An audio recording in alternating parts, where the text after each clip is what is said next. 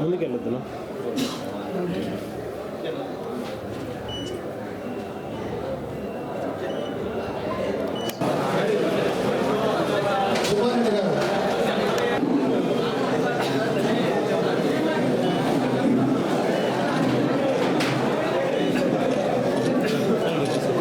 నేనేదో ఎమ్మెల్యే కావాలని, లేకపోతే ఇంకొక పదవి అని.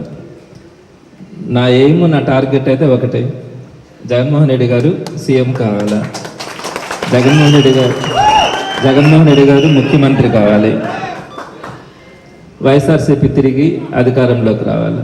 జగన్మోహన్ రెడ్డి గారితో చాలాసార్లు నేను ఆయనతో మాట్లాడాను. ఆయనలో ఉన్నటువంటి కమిట్మెంట్, ఒక పేద ప్రజలకి సహాయం చేయాలన్నా, నమ్ముకున్న వాళ్ళని ఆదరించాలన్నా, ఆయన తర్వాతే ఒక నాయకుడికి ఉండాల్సినటువంటి లక్షణం తనను నమ్ముకున్న వాళ్ళని కాపాడుకోవడం, తను చెప్పినటువంటి మాట మీద నిలబడడం. అది జగన్మోహన్ రెడ్డి గారి దగ్గర ఏ స్థాయిలో ఉందంటే, నాకు తెలిసి ఇంకొక పొలిటీషియన్ ఎవరి దగ్గర కూడా మనం చూడలేము. ప్రజల తరపున కానీ, కార్యకర్తల నాయకుల తరపున కానీ ఎవరికి ఏ ఇబ్బంది వచ్చినా కూడా పార్టీ మాత్రం 100% సపోర్ట్గా ఉంటుంది. నేను ఒక్కనే కాదు, అన్నిటినీ జిల్లా స్థాయి నుంచి రాష్ట్ర స్థాయి నుంచి ప్రతి ఒక్కటి కూడా, ఎక్కడ కార్యకర్తకి ఇబ్బంది వచ్చినా కూడా నగర నియోజకవర్గంలో డెఫినెట్గా దాని తరపున అతని తరపున వైఎస్ఆర్సీపీ టోటల్ క్యాడర్ అంతా కూడా నిలబడేటట్టుగా నేను గట్టిగా ముందుండి పనిచేస్తాను. ఇకపోతే 14వ డివిజన్కి వచ్చేటప్పటికి గిరణ్ కొంచెం మృదు స్వభావే, అయితే మాట చెప్పిన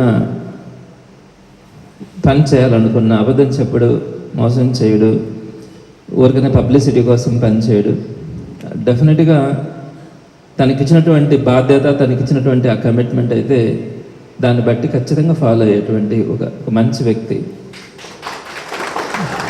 సో ఇప్పుడు నేను కోరుకునేది కూడా ఇప్పుడు ఒకటే, ఇప్పుడు కొత్తగా తెలుగుదేశం వాళ్ళు చాలామంది పార్టీలోకి వస్తామని అడుగుతారు. నేను అట్లాంటి ఏమీ పెద్దగా సమర్థించను. మనకు ఎవరైతే ఉన్నారో వాళ్ళలో నుంచి మనం లీడర్స్ని తయారు చేసుకుందాం. వాళ్ళలో చాలామందికి మనకు బాధ్యతలు ఇచ్చి వాళ్ళని ఎలివేట్ చేసుకుందాం. తప్పకుండా వాళ్ళలో ఉంటుంది ఆ కమిట్మెంట్.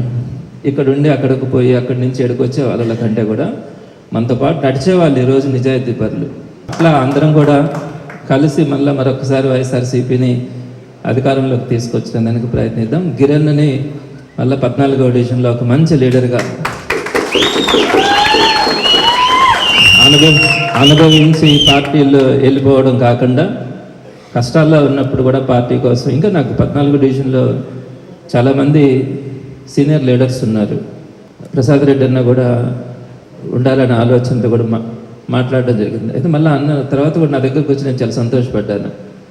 ఏదైనా నేను అనుకున్నాను పని చేద్దామని, మీరు గిరణ్కి ఇచ్చినారు, నేను పని చేస్తాను, తనతో పాటు నేను కష్టపడతాను అని.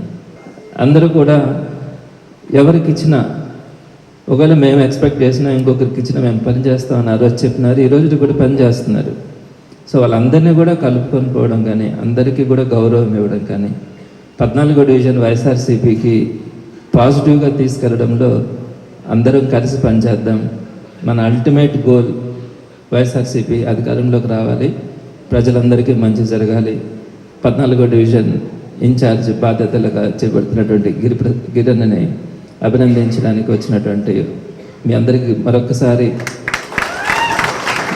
కృతజ్ఞతలు, ధన్యవాదాలు, అభినందనలు తెలియజేస్తున్నాను. మా అధినేత అయినటువంటి జగన్మోహన్ రెడ్డి గారికి, మా జిల్లా అధ్యక్షులైనటువంటి కాకాని గోవర్ధన్ రెడ్డి గారికి, సిటీ అధ్యక్షులైనటువంటి చంద్రమోహన్ రెడ్డి గారికి నా ధన్యవాదాలు. నాకు ఈ పదవి ఇచ్చి నా బాధ్యతగా స్వీకరిస్తున్నాను. నేను కార్యకర్తలని మా అనుకుని ప్రతి ఒక్కరికి నా వంతు ఏ టైంలో అయినా ఏ రకంగా ఎన్ని ఇబ్బందులు ఉన్నా వాళ్ళకి నేను తోడుగా నీడగా ఉంటానని చెబుతున్నాను. ఎన్ని ఒత్తిళ్ళు వచ్చినా, అధికార పార్టీ నుంచి ఎన్ని ఒత్తిళ్ళు వచ్చినా, ఎన్ని ఇచ్చినా మా కార్యకర్తలకు అండగా ఉంటానని చెబుతున్నాను. నా పేరు గిరిధర్ రెడ్డి.